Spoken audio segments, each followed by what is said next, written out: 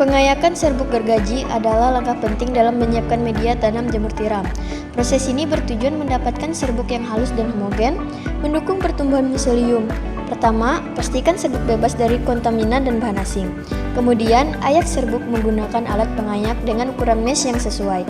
Untuk mengurangi kelembapan berlebih, setelah diayak, campurkan serbuk gergaji dengan bahan tambahan seperti kapur atau dedak.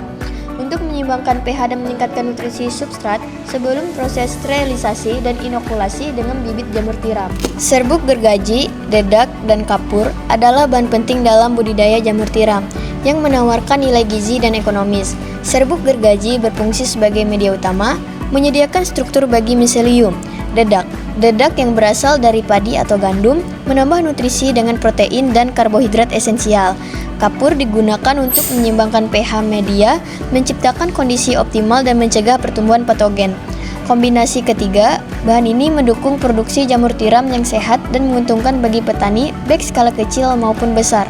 Selanjutnya, penyusunan media backlog ke dalam open adalah langkah penting dalam budidaya jamur tiram.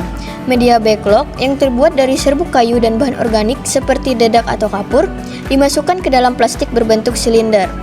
Pemanasan di open bertujuan untuk mensterilkan media dari mikroorganisme yang tidak diinginkan, memungkinkan pertumbuhan jamur tiram yang optimal. Suhu open dijaga antara 80 hingga 100 derajat Celcius. Dan proses ini memakan waktu beberapa jam hingga media mencapai sterilisasi yang diinginkan. Setelah dingin, media siap untuk diinokulasi dengan bibit jamur memulai fase pertumbuhan.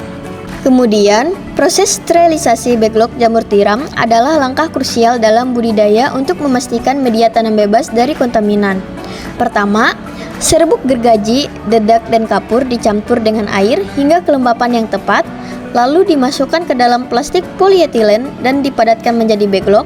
Selanjutnya, backlog disterilkan menggunakan autoclave atau drum pengukus pada suhu 100-121 derajat Celcius selama 4-8 jam untuk membunuh bakteri, jamur liar, dan mikroorganisme lainnya.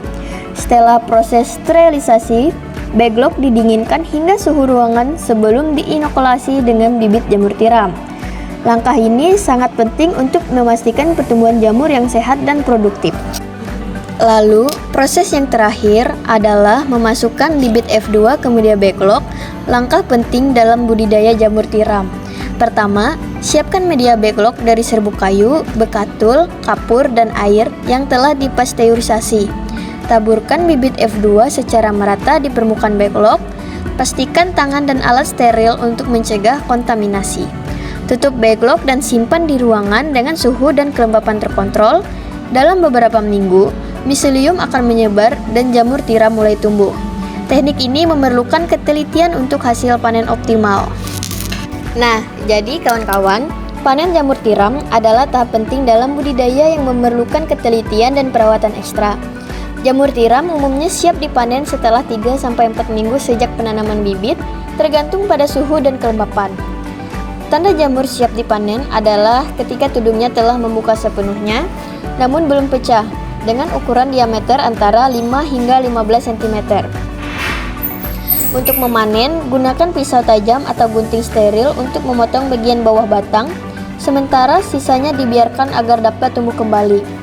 Panen sebaiknya dilakukan pada pagi hari untuk menjaga kualitas dan kesegaran jamur.